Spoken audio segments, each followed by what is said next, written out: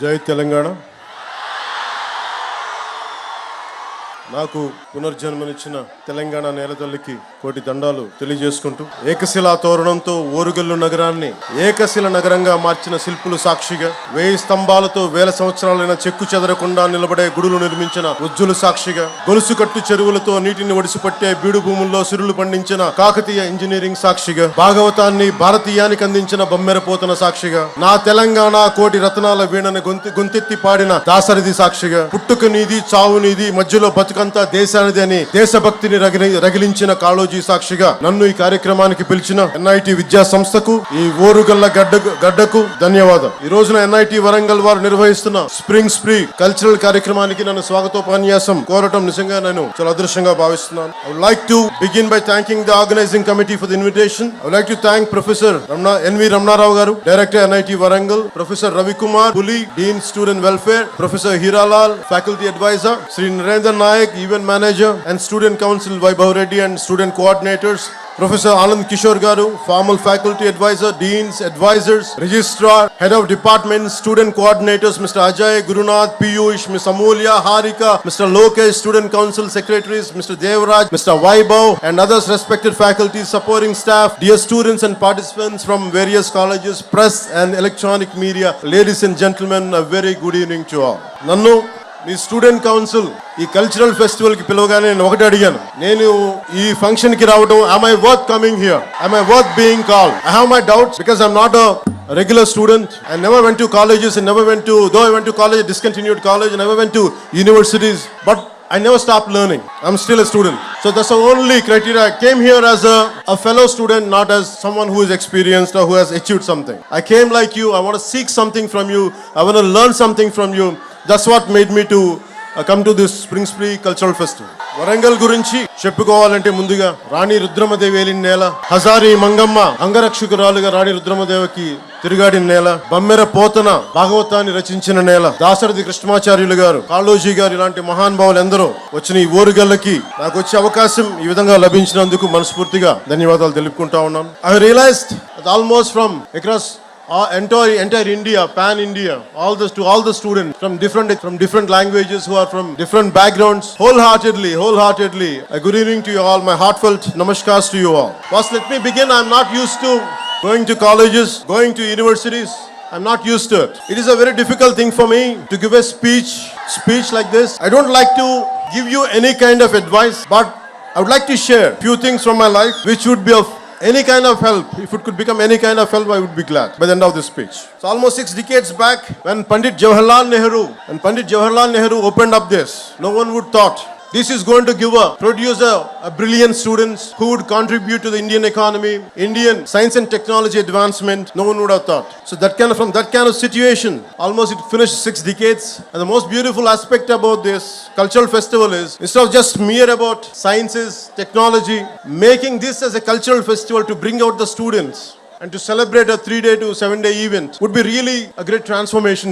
Art, science and technology is needed in life for our betterment, for our advancement. But art is the one which unites us all. Whether you are a Maharashtrian, you are a Tamilian, you are a Telugu, Telangana, Andhra, no matter which state, Northern is Sikkim, Nagaland, no matter wherever you're from, it is the art which unites us all. That's the reason even a song like Natu Natu could go to the Oscar and could unite all of us. So I heard interesting stories about NIT. Some of you might be going for campus placements. First, let me congratulate you. I hope you all the best. I don't know what exactly to say in English, but I would like to say in Telugu. Me hostel majjilo unna ee canteen paina chetlu nunchi any bird dropping, if it falls on your shoulder or somewhere on your body, it makes sure that you get a placement. So that's what I heard. So hopefully, without going through that process, I wish you all the best to go through the placement. I wish you all get the right jobs for your abilities and for your expertise. I would like to say culture is the one which really unites us all. You're all science students and humanities is very, very essential. Humanities is the one gives the purpose.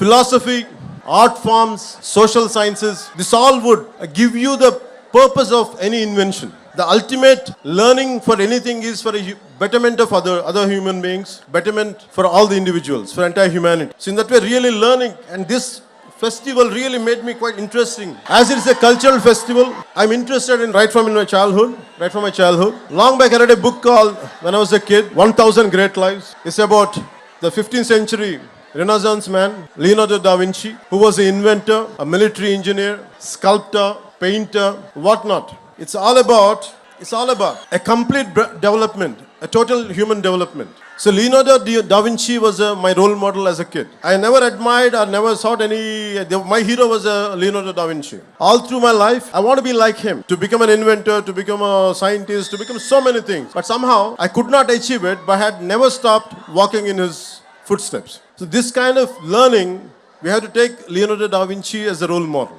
Never stop learning. I had never stopped learning till to date. If you look at all, you are equipped with a great knowledge, great expertise, but if all the knowledge and expertise does not help our fellow human beings or humanity, the purpose would be lost. If you look at Israel with the one river, Jordan, with all the difficulties, the terrain which is not convenient for agriculture and completely surrounded by so many hostile nations, but they're able to do extreme innovation in agriculture, in military technology, in IT, whatnot, many things. Somehow it all depends on never run away from a conflict, never run away from any kind of adversity, especially never run away from any kind of failure. Be damn confident. If you go through failures, face it, go through it, and break the pattern and achieve that. So for me, any kind of hardship, any kind of hostile environment, I take it as a challenge. And never run away from any kind of defeat and never walk out from any kind of failure. And learning is a continuous process. And I know that today if I fail, tomorrow I'm going to win. It's not just about what I'm going through, but right from my childhood, this is what I told myself. Be a dreamer. You don't lose anything. At this age, when you're in teens, when you're just in early 20s, you will go through a lot of things. You'll go through humiliation. Would I be successful? You have many kind of doubts, speculations. But one thing, be very clear. No matter what, you're gonna achieve it. All the failures, every possible negative situation, you can turn it into a positive manner and you can pave the path for success. And it is about so many people, every day what I do is, I do a little bit of everything. I have a 5-year plan, a 10-year plan, a 20-year plan. Whether I achieve it or not, I keep on pursuing, I keep on doing that hard work and never run away from any kind of negative situation.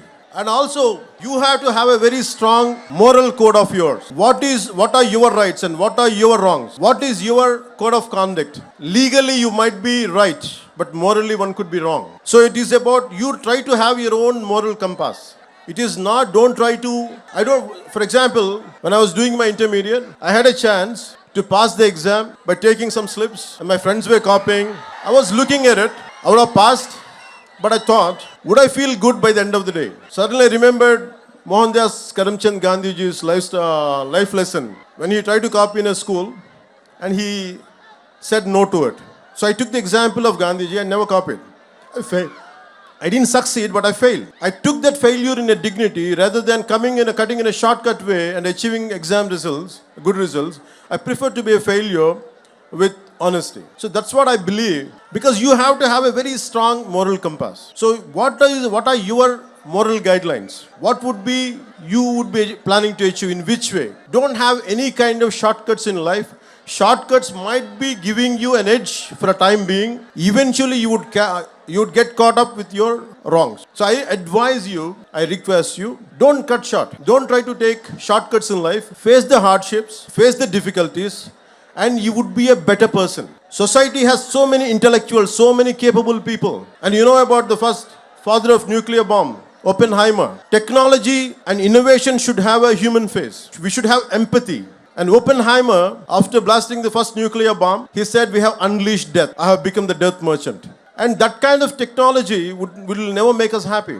It is about a simple invention, a simple app which would better lives. For example, in recent times, we know about Steve Jobs. He's the greatest modern day innovator. His Apple is one of the most valuable companies on the planet with a line of products from Apple laptops to iPods and iPhones. Apple products are tech savvy, classy, and comes with great features. If you had iPhone 13 last year, this year you had to buy the next phone, and next year, and so on. But the key question to ask is, how many Indians can afford the latest iPhone? How many people in the world can afford iPhone? Not even 5% of the world can afford Apple products. But thousands of techies in global giant like Apple spend 90% of its R&D and time for that niche 2 to 3% of world population. But what I would prefer is, I'll never say Steve Jobs kind of entrepreneurs are not needed, but they're needed.